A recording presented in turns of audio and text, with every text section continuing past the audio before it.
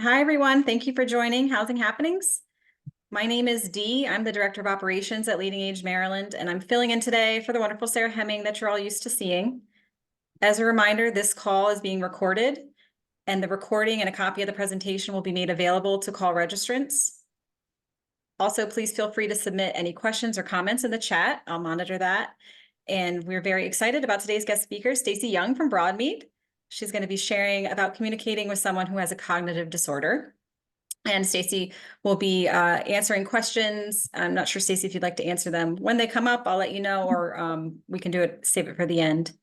So Stacey, I'll hand things over to you, and thank you for being with us. Hi, everybody. Thanks for joining today. Thanks, Dee, for that great introduction. I'm Stacey Young. I'm the director of the Center of Excellence in Dementia Care at Broadmead. And for those that are not familiar with Broadmead, we are the first life plan community that opened in the state of Maryland. We have been open since 1979. Within the last couple of years, we have gone through a very broad kind of strategic plan and master plan to grow our organization. We've gone through a lot of construction and development, not only in physical space, but also in our programs. And when we say the Center of Excellence in Dementia Care, it is not just brick and mortar. It's really our philosophy of care around dementia. We do cognitive assessments. We do in-home care assessments to keep people independent longer by providing them the right details and resources to do so. We do caregiver supports, education in the community, and much more. So I'm happy to join you today. Sarah had asked me to join as we recognize in senior housing, there can certainly be concerns with cognitive impairments that show up and how that changes the way that we can engage with those living with those impairments that we serve. So it's my pleasure to join you. And without further ado, we'll go ahead and move forward.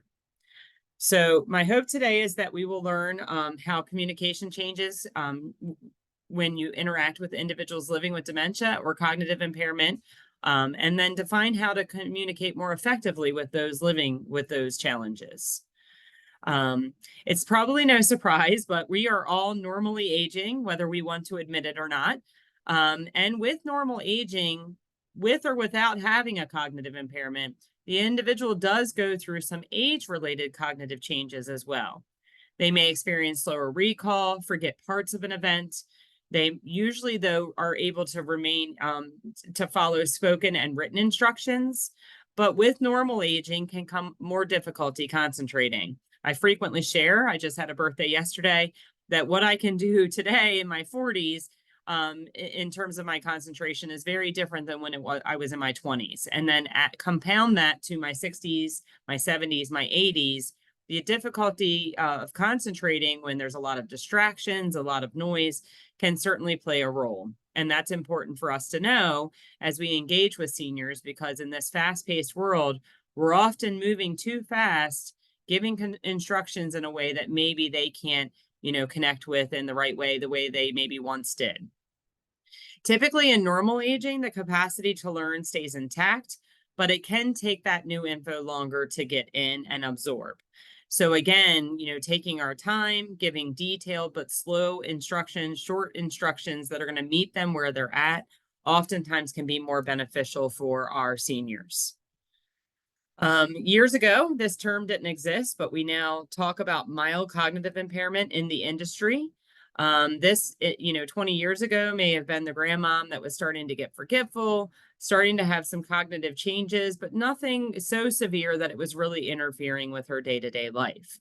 Mild cognitive impairment is a condition that affects one or more levels of your cognitive abilities, including memory, language, and other skill sets. But again, it's severe enough for us to recognize, but not severe enough maybe to show up on cognitive tests or to interfere with what's going on. People with mild cognitive impairment live alone. People with mild cognitive impairment drive. Where we get concerned is about 15 to 20% of people living over the age 65 or older may have some level of mild cognitive impairment, but it's estimated that year over year, those people that already have that diagnosis, 15% of those individuals will go on to develop a full-blown dementia. You guys have probably seen this umbrella before.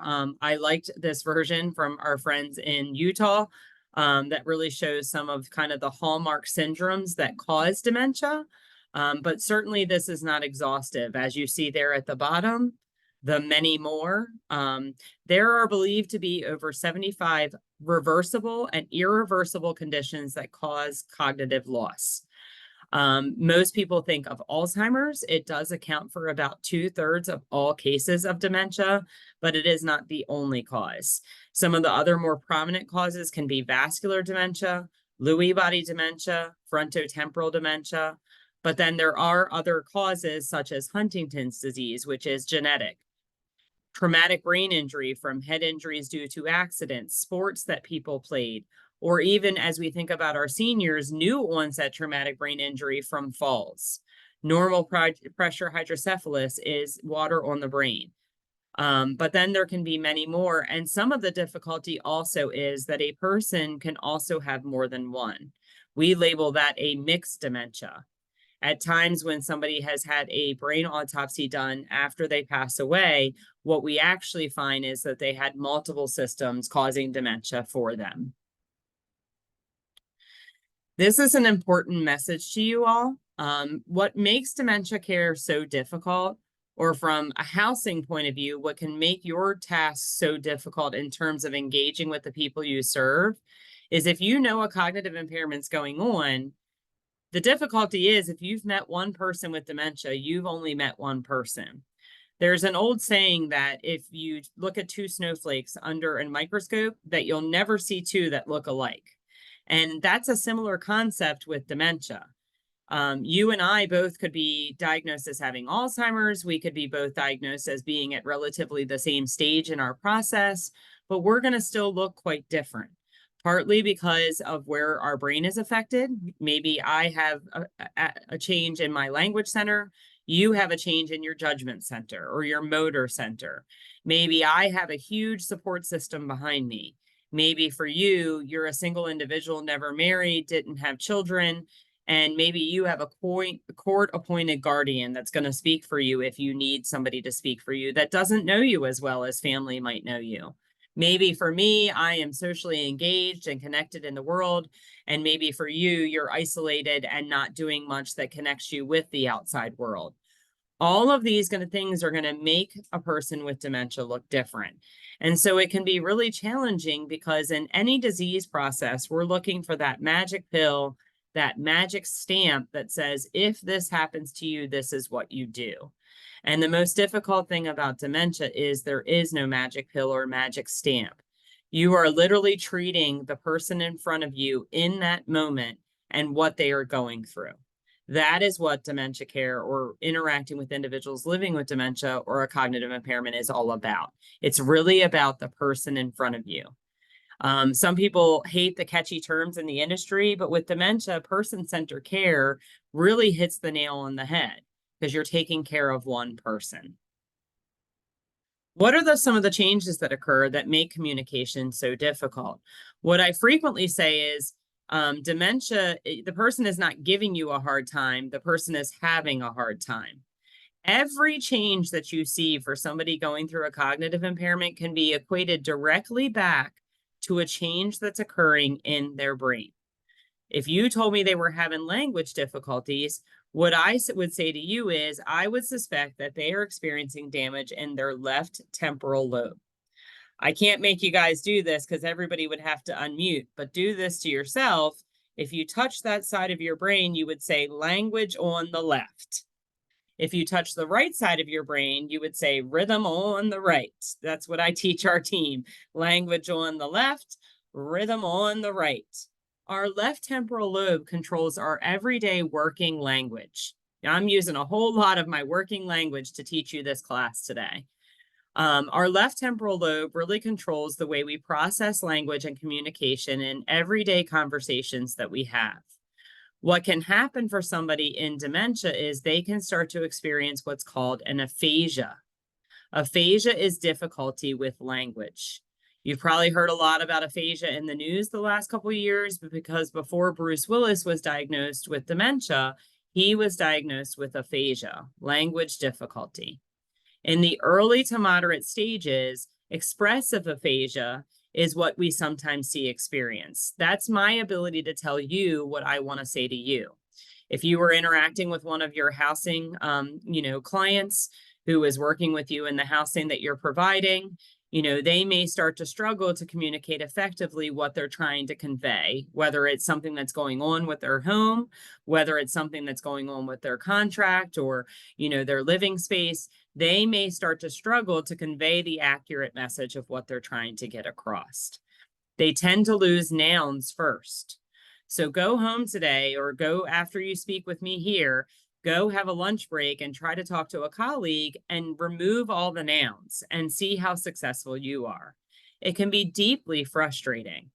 And we wonder sometimes why our friends living with dementia experience so much frustration and agitation and anger, but oftentimes that comes from unmet needs that I'm unable to communicate.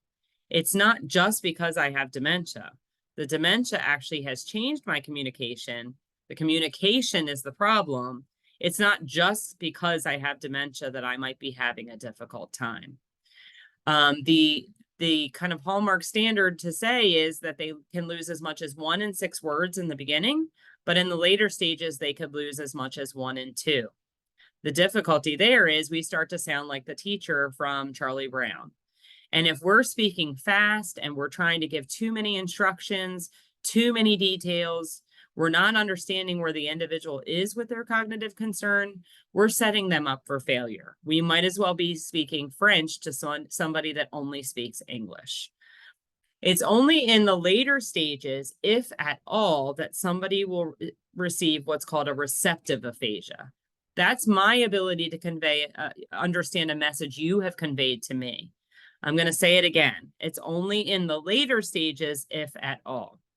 When you're dealing with clients and perhaps their families, one of the trappings of dementia, when somebody is aware that somebody has a cognitive change, we unfortunately start to speak for them and over them. And what happens there is the person who is living with the disease, the person you are serving, gets forgotten in the mix. So what I frequently educate on is, if the conversation can't happen with the person included, it shouldn't happen in front of them. That is a very important detail, because think for yourself, how would you feel if it was your housing or your situation that you're trying to accomplish and somebody is speaking for you instead of with you? It's frequently the terminology we use in terms of when we talk about a caregiver, caregiver or care partner. Partner sounds so much better because we're partnering with them. We're not just doing to them. I told you about rhythm on the right. Rhythmic language, pattern language, things that we're used to doing on a rhythmic basis all comes from our right temporal lobe. A lot of times that lobe becomes less diminished in dementia. So you all have probably heard things like music, memory of spiritual prayers and hymns, memory of poetry that I might have once connected with. That is going to stay intact longer. The other thing is, music is the one language that uses almost every aspect of our brain. So therefore, even if our left temporal lobe is damaged or other parts of our system are damaged, a lot of times the other parts of the brain can still pick up music because it uses such an intricate amount of the parts of our brain. So music is a huge tool. I'm not suggesting you go out to your housing developments and start singing, but if you are struggling with somebody you think is having a cognitive change, using rhythm and patterns and procedures and schedules can oftentimes be highly protective for the person living with a cognitive change. The final piece to discuss here is emotional language. Somebody may be struggling with day-to-day conversation, but if they're highly emotional, let's say you're having a highly charged conversation around housing or something that's going to have to change for that person's life, we frequently hear from care partners that somebody really can fly off the handle and oftentimes say words that we're not used to hearing from them. And where that comes from is our emotional language comes from deep down. If this was a drill, deep down in the central portion of our brain, our limbic system. So we sometimes hear somebody who's greatly struggling with everyday language becomes emotional, and all of a sudden the language we see come out of them is quite different and quite more appropriate maybe, or quite more emphatic. And that comes from a place of emotional language. Agnosia. This is a great one for you all with what you do for a living. With some dementias and some cognitive impairments, a person can quite frankly actually start to confuse what things are. Whether it's confusing where their home is, whether it's confusing different items we use every day, but they no longer recognize that that's what you use it for. We see it quite frequently for people living with dementia in terms of even recognizing themselves in a mirror. They may look in a mirror and see it as somebody else. And benignly, hopefully they think that somebody else is friendly. But we've seen circumstances where people have taken mirrors and crashed them off the walls or cracked them in two because they're scared of the person that's in that image. We have seen people, for instance, a thermostat. If you had a thermostat in one of the houses that was damaged, we've seen circumstances where somebody thinks that somebody is spying on them. And so therefore they damage that thermostat, or they take it down completely because they're worried that that's a camera. We've seen wallpaper be peeled back because somebody is worried about what might be going on behind that. Agnosia can be caused, we think, by damage that can happen in our parietal lobes, which is our kind of where our motor sensory strip is, and our occipital lobe, which controls vision. We take for granted that we think so much about vision being from these two things right here, but so much of our visual processing actually comes from this part of our brain. When that part gets damaged, it can greatly impact how I navigate with my world, how I navigate in my home, and how I understand the world around me. This is kind of the meat and potatoes of what happens in dementia. We know that short-term memory loss is what's experienced. A lot of times people will forget what recently happened. That's the hallmark of short-term memories. For example, that we just met, or that my daughter was just here visiting, or that I already had breakfast, or that I already had my shower this morning. Not remembering appointments, so if you're making appointments with clients, or you're trying to come out and see them and they have no awareness that you made that conversation or made that appointment, that could be because their short-term memory is failing them. Difficulty following complex instructions. If you're trying to give guidance around something that's happening and you give 3 and 4 and 5 step processes or details, that may be way too much for me to consider. I may need things broken down into simple commands, 1 thing at a time or 2 things at a time at most. I may need somebody who's there to support me, who can listen to the information at the same time, because I may not be able to grasp all those details. I may need to write it down. That can be hugely protective, especially in the early to moderate stages of dementia. Being able to write down appointments that you've given to me or conversations that we have so that I have all those details about what's going on with my home. Typically in dementia, we see, though, that long-term memories stay intact. Now, what can happen, though, is I go further and further back in my memories. So, when interacting with an individual experiencing a cognitive impairment, you may be able to glean a lot from what they're saying to you. If I'm talking about needing to get back to the city of Chicago, and it's known that I didn't live in Chicago for the last 40 years, I'm telling you a lot about where my mindset is. I'm not living in my house in Baltimore. I'm thinking about long ago in my life. Long-term memories can be a tool, though, because you'll be far less successful saying, "Don't you remember I just told you, we had an appointment." You may be far less successful with that than bonding with me over that home in Chicago and using that as a segue to have the conversation that you need to have. Years ago, we practiced something called reality orientation. What is it? It's trying to get the person back to the reality of today. Don't you remember I've called you 5 times about this appointment? Don't you remember we have to move? Don't you remember you live here now? Why I already told you.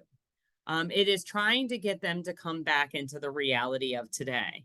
If somebody has a significant cognitive impairment, what we have learned time and time and time again is this does not work. Trying to bring them back to this reality will only be effective for a brief period of time, Oftentimes we'll make them what we call catastrophic, meaning that they're not accepting of what you're telling them because they don't believe it, they don't remember it. And whatever their reset is, it could be 20 minutes, it could be 10 minutes, it could be an hour, it could be the next day. They're likely not going to retain that. So you oftentimes are just creating frustration, confusion, and God forbid it's a really scary topic, you may create a lot of sadness over and over and over again. So what is effective? If it's not reality orientation, what is it?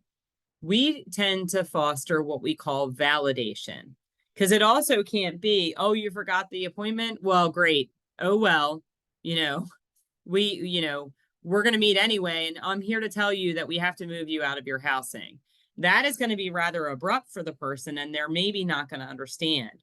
We need to validate their concerns. You didn't remember the appointment. I'm so sorry. Is now a good time to meet? Can we talk about this? We need to validate what they're telling us in that moment. And then if we need to, redirect into what we need to accomplish. And fighting your battles. If I forgot the appointment, it's more important that you have the connection to communicate whatever you needed to than to fight with me about whether or not I made the appointment myself, or that I remember the appointment, or that, we already talked about something that needs to change in my housing. That's not going to be effective for me. So really fighting your battles and deciding what is it that you're trying to accomplish, what is the goal, what is the priority, and not battling with me over the semantics of what I'm forgetting. So how can you help? It's probably no surprise, and maybe some of you have had to already display this in your careers, but patience. With a cognitive impairment comes a lot of repetitive expressions or repetitive comments, a lot of need for reassurance because I'm not quite sure what's going on in my world. Maybe, doing things in more creative ways, like taking the time to write it down for me, taking the time to write a report versus verbally spitting off everything to me that I may not understand. Using gestures, if language is starting to fail me, showing me what you're trying to say, showing me what you're trying to accomplish. Doing one of these if you need me to come someplace with you if I'm not quite understanding what you're trying to accomplish. Flexibility. What I frequently share about is a cognitive impairment doesn't care about your agenda. If somebody is struggling in that moment, they sometimes need some flexibility, patience, and extra time from you to accomplish what you need to accomplish on the tail end. We are so fast-paced that we want everything to happen in the here and now. And sometimes with a cognitive impairment, we need to take those couple of extra minutes, take those couple of extra steps to meet that individual where they're at. Instead of just rushing to say, this person belongs in a nursing home, they can't do it anymore, they need to be in assisted living. Sometimes it's taking a couple of extra steps and a couple of extra moments to put the right resources in place to help them be successful. Empathy. I can't teach this, guys. Even if Dee and Sarah gave me 15 hours for this housing happenings today, I can't teach empathy. But empathy is a huge piece of what goes on for people that are cared for well when they have a cognitive impairment. And this is different than sympathy. This is different than feeling sorry for them or, just wanting to do everything for them because you feel so bad. Empathy is empathizing with what they're going through. If somebody you're engaging with in your housing communities is really struggling, taking that extra time to listen to what they're saying, listen to what they can't say and try to help them fill in the gaps. And taking that time to truly understand them is going to be the best way to put your foot forward to help them with what comes next. Speaking slower. This is huge. If we were together in person, I would make you all do an exercise where I would make you draw a house.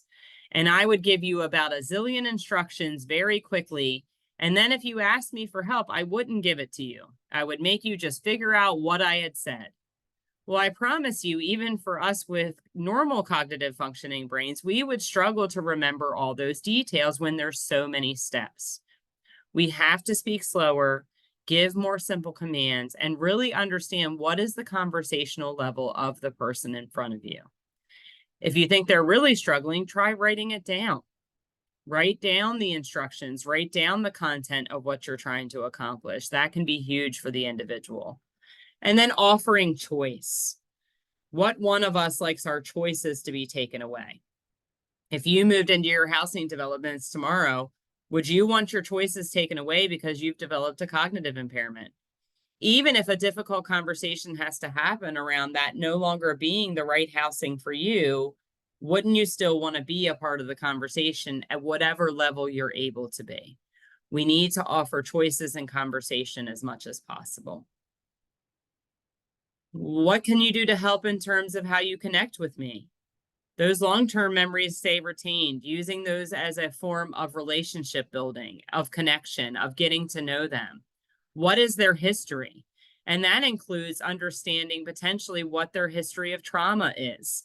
If you're experiencing a really traumatic or a really difficult conversation with a person who's in your care or under your housing, maybe something's changing, or you have to have a really kind of confrontational, difficult conversation with them, we need to recognize how they might receive that. We might need to recognize what kind of trauma they're going through. For example, let's say it's the difficult conversation that they can no longer live in your housing. If they have a catastrophic response to that with a cognitive impairment, maybe there's some piece to that, that there's some lived trauma that they had. Maybe when they were a kid, they were ripped away from their household and put into adoption. Or maybe, they lived through something horrific like the Japanese internment camps or the Holocaust or other things like that. If you hear about somebody that's having a different experience in the bathroom, the showers in your communities, maybe that comes from not just, oh, they have dementia, they don't understand. Maybe it comes through true traumatic experiences that they live their life differently when it comes to those care techniques. What are their preferences? What are they fearful of? What do they dislike? What do they respond poorly to? Just getting to know the person. The more you know them, the more you can help when their language starts to fail. The more you know about what their catch points are, or what their anxieties are, or what they've always had concerns with when they live with you, as they stop being able to communicate as effectively. If you've had those engagements before and you've found things that work, use those. Those are your tool bag. I often say it's like a doctor's tool bag. If the problem is the tool you pull out today may not work tomorrow. So you have to have a bunch of tools. And the biggest tool you have is getting to know the person. I'm asking you today, if you take nothing else from my session, to remove these things from your vocabulary. Don't you remember? I just told you. Why can't you remember? You can't, you have to, you must, unless it's warranted by safety reasons. Again, all of that language is very confrontational from somebody who is living with a cognitive impairment. If I tell you I didn't remember we have an appointment, that's what I'm telling you. No amount of debating me that, yes, we had an appointment today and we have to meet today, or, why weren't you expecting me, or why weren't you ready? No amount of that is going to work because I don't remember. I'm telling you that by nature of what I'm saying to you. I just told you makes somebody with a cognitive impairment feel terrible because they don't remember you telling me. And now I'm trying to rack my brain to say, well, why wouldn't I remember? Or I'm frustrated and angry because I don't remember and I don't believe it. So removing these things can go a long way when you're engaging with somebody living with a cognitive impairment. Some other considerations. Some dementias lead to what can be called a flat affect, meaning I have no emotional response whatsoever. You tell me something really positive, there's no happiness shown there visibly. You tell me something really sad, same thing. I'm not showing any visible response. It doesn't mean that internally I'm not having a bunch of emotions. What it means is my ability to convey that out to the world through my facial features, my emotions, my expressions has gone away.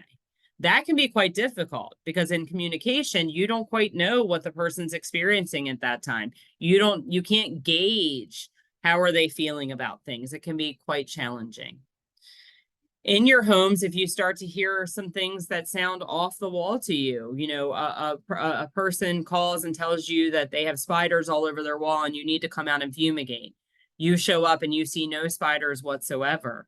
It may not be just that I have a cognitive impairment. I might be experiencing hallucinations.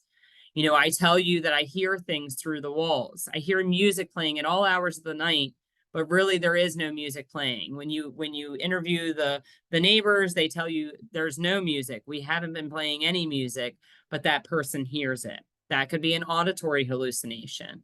Delusions, paranoia. You start to hear concerns about accusing a neighbor of doing something, or accusing you as my provider of doing something that didn't happen. These can be experienced with people who have cognitive challenges. And it's probably also no surprise that people with dementia or other cognitive impairments may have depression and anxiety. Now, it may have been newly developed because of my cognitive impairment, but I also might have lived lifelong with some of these difficulties. And when you combine them, they can greatly impact a person's experience with dementia. There's actually a lot of research out there that says when there's comorbidities like depression and anxiety, it can actually lead to premature placement into nursing homes and assisted livings, meaning I can no longer be managed in an independent housing, maybe as long as I would have been able to with just the cognitive impairment alone. Because think about it, with depression, I may not be motivated to follow through with some of the things I need to do to maximize, my memory skill sets, or follow through, or helping myself. And if I'm deeply anxious about things, that's only going to fuel my ability to retain information even more. I said this earlier, but if the conversation cannot include the person, please have the person not be present. We should always make efforts, no matter what is diminishing in the person's communication abilities, to include them in the conversation. We would not want anybody to talk over us or to talk for us if we had the capacity in one way or another to be a part of that conversation. There is a voice that doesn't use words. We have to listen. I frequently tell our team, you have to learn to listen between the lines. We've heard of reading between the lines. We have to learn to listen between the lines. If I came to you without those nouns and said, I'm looking for the thing, the thing, I have to, it's going to be really bad. Please help me. You may be saying, well, what do you use the thing for? Can you show me? You're looking for the thing. I understand. I'm just trying to figure out how to help you. Can you show me? Can you draw it? Can you write it? Trying to get at those words. Not that our older adults are babies, but I frequently tell people that I teach that the same way we go up the developmental ladder, the things we gain over time, ending off with those really high level skills that we learn in our 20s, managing a household, writing checks, managing our career, driving a car, those really high level skills are some of the first things that we lose when we go through a cognitive impairment. It's only in the later stages, when we're really impaired, that we start to lose those processes we learned as little kids, feeding ourselves, walking, bathing ourselves, those types of things. Thinking from that same mindset of development, what do we do for our babies when they cry? We problem solve, because we know that they can't answer us, because what are they lacking? They're lacking words. Now, the difference is a baby hasn't formed language yet. A person experiencing cognitive loss is losing language. But I'm here to tell you the conceptualization is still the same of how you manage it. We should be beginning with unmet needs. Is somebody scared? Are they hungry? Are they thirsty? Are they lost? Are they bored? Are they unengaged? Are they lonely? We should problem solve the same way we would with that baby if they were crying out for an unmet need. Those should be our first course of action if somebody's starting to struggle with language. I frequently am asked, how do you do dementia care? How do you help to, lead the charge in terms of helping to make that person stay better? And what I frequently say is we get so swept up in tomorrow. We get so swept up in yesterday. We get so swept up in all the zillions of tasks and routines and things that we need to accomplish. We also get really swept up into doing the right thing or doing everything all at once, or how busy we are, that we forget everything happens in a moment. There's a great book out called Creating Moments of Joy by Jolene Brackey. And one of the things I love about that book is it really talks about when you're dealing with somebody with a cognitive impairment, what we can own is this moment right now, improving their lives right now.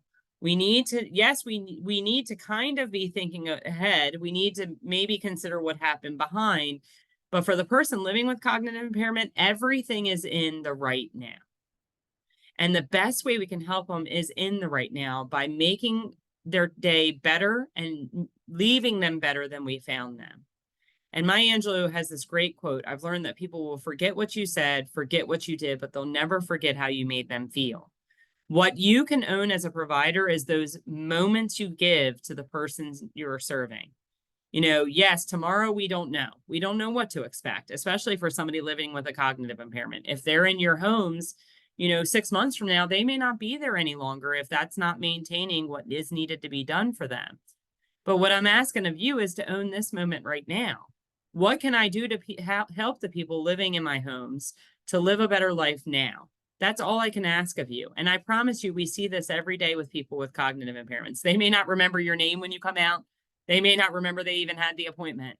But if you left them feeling better than you came, and in your heart, you're serving from a place of understanding the individual in front of you, that's all we can ever ask you to do. So that is the end of my slideshow. I did want to leave time for questions or questions as it relates specifically to what you all do. I recognize we kind of work in a little bit of a different industry. So very open to conversation and comments if you would like to do so. We can do it in the chat or somebody can unmute. Thank you, Stacey. That was really informative. I have not seen any questions in the chat yet, but please feel free, unmute yourself or type any questions for Stacey in the chat and we can go through them. I have one to kind of get us started here. You mentioned using rhythms and patterns and procedures and schedules. Yes. And I'm wondering if you can give maybe an example. So if we think about our housing providers and maybe it's an event maybe that they're trying to say like a flu clinic or something. Can you give an example of how they might use that concept of rhythms and patterns to make that language kind of stick a little better? Yeah, so like example, if you were hosting a flu clinic, you know, some of the rhythms and patterns are the things I would say would help promote, you know, memory skill sets for individuals that are struggling. You know, if you have a set place that you can communicate to the individuals living there, always using that set place and the same routines you've always followed. So I know if I go to this board, I'm always going to find the information I need, or I know that you're always going to email it to me, or I know you're always going to put it in a certain box. You know, making it clear and decisive so there's no questions of what might be happening.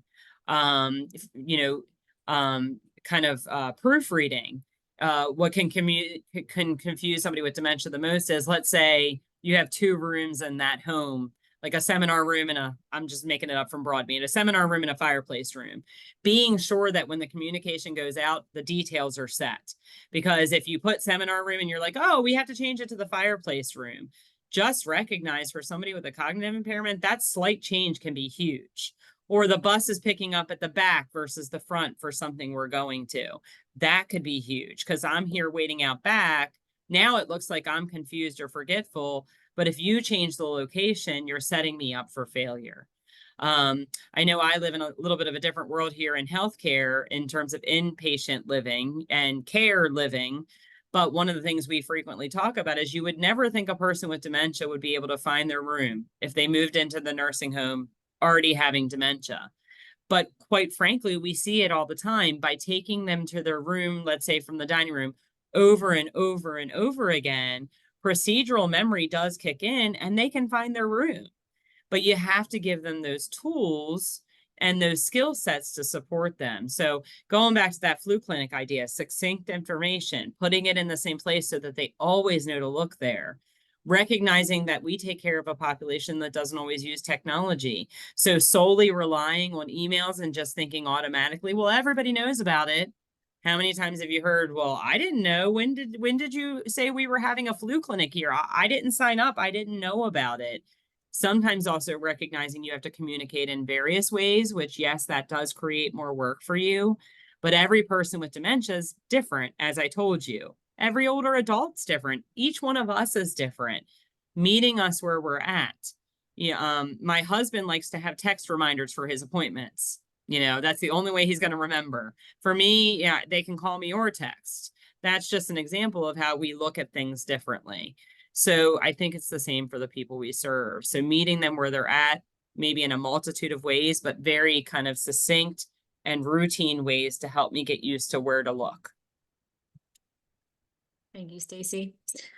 I think that can be really helpful then for our housing providers. I know that you guys are organizing lots of things for the residents and trying to really get them a lot of services that they need, and thinking about those rhythms and patterns and procedures. That's great. So Stacey posted in the chat the author of the book that she referenced, Creating Moments of Joy, Jolene Brackey. Does anyone have other questions for Stacey while we have her?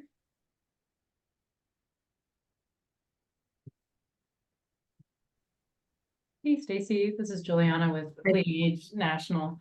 Thank you so much for your presentation. I don't know much about this area, so I found this really, really helpful. I had a question for you.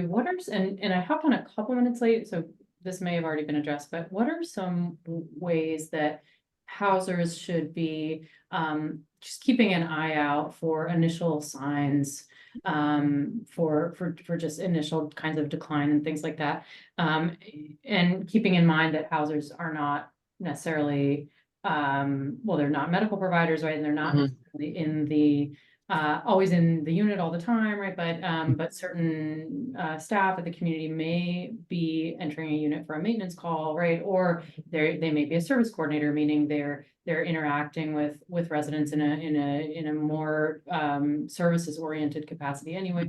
So what are the things that different types of housing staff can be keeping an eye out on this?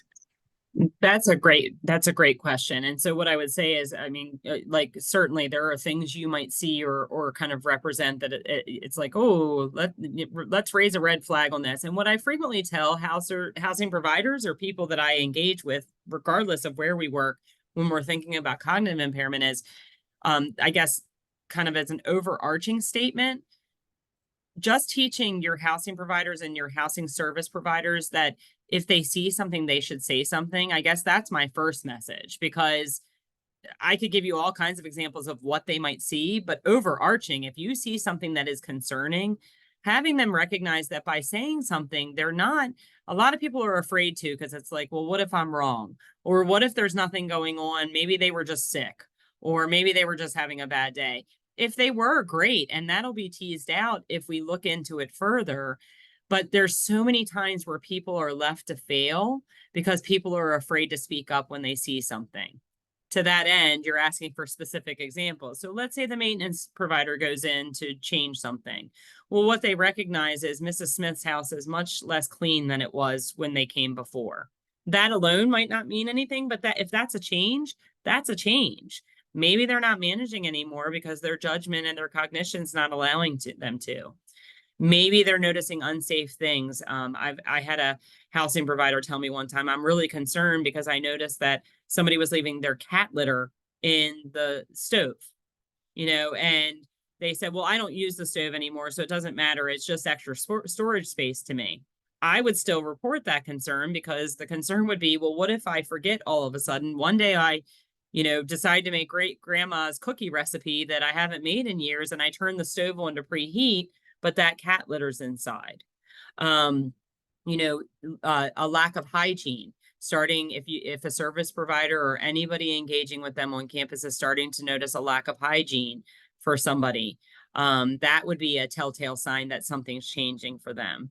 Maybe if you know that they typically had groceries delivered and you haven't seen groceries delivered in a long time, or they happen to look in their fridge and they see no food, or they see old food, rotten food. That would be one of the telltale signs when we think about independent living. You're hearing from a provider that somebody is wandering through let's say it's an apartment building, wandering through the apartment building at 3 a.m. all the time, and neighbors are complaining that the person seems confused. That would be a huge sign. So I really say kind of the outliers of what you would consider kind of normal functioning. If you see something, say something. And again, we may tease out that, yes, maybe they were sick. They were having a bad day. It's not anything to be alarmed about. But I guess what I always say is, what if you don't say something and somebody is going through a significant decline? Could we have helped them sooner or made their life better by saying something?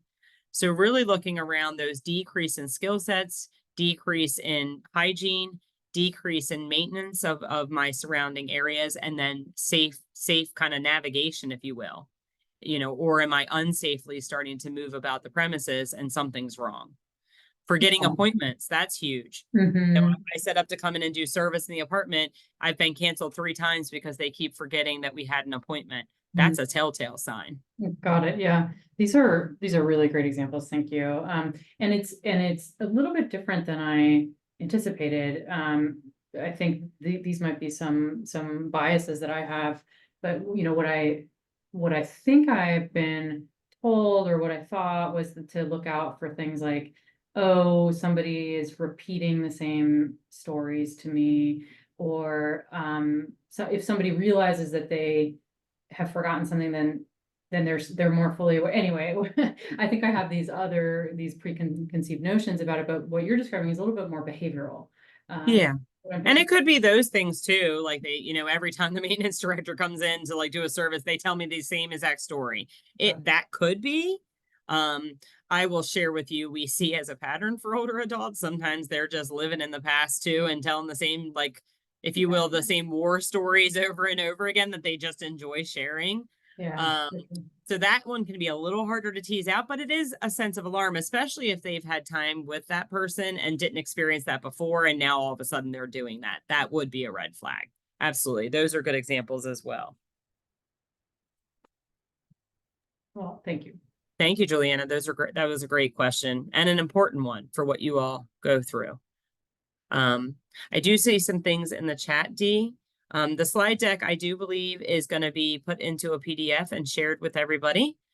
And then Karen shared about it can be frustrating because sometimes these housing providers see the person more than their loved ones, and the loved ones don't always believe what they're telling them. I would share that that's probably a problem in every version of older adult industry. And a lot of that comes from grief and denial. I don't want to admit that what my mom might be failing or that she's going through something. Sometimes it can be that whole sandwich generation thing that, I'm trying to live for my kids over here and run into lacrosse and school activities and homework, but I also have mom over here and I'm overwhelmed. And the last thing I need on my plate is to hear that now my mom's struggling. It can be quite challenging. That often happens one conversation at a time.